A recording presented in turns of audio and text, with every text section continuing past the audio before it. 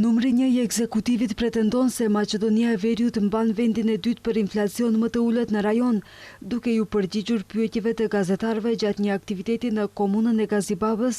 Kryeministri Hristijan Mickoski tha se gjatë muajit korrik, inflacioni në vend ka qenë 2.3% në nivel vjetor, ndërsa çmimet me pakicë në markete janë rritur me 1.8%, duke renditur vendin në vendin e dytë me inflacion më të ulët në rajon. Mesatarja e Bashkimit Evropian është rreth 2.9% deri në 3%. Pse përmend këtë? Sepse Bashkimi Evropian është partneri ynë më i madh tregtar dhe ju kujtohet në atë qeveri të vitit 2022, qeveria e LSDM-s dhe BDI-s, kur kishim inflacion dyshifror, i cili në momente arrinte edhe në 20%, na bindnin se ai ishte importuar.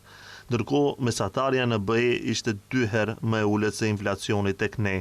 Tani tek ne është 2 herë më i ulët se mesatarja në Evropë.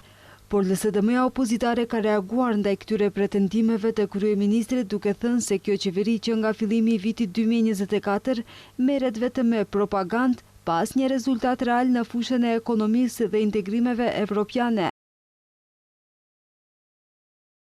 Pse Mickoski vazhdimisht e krahason ekonominë e vitit 2022 në media, sepse viti 2022 ishte kulmi i krizës energjetike, kur inflacioni në vendin ton arriti një rekord prej 19.8%, por edhe në të gjithë botën.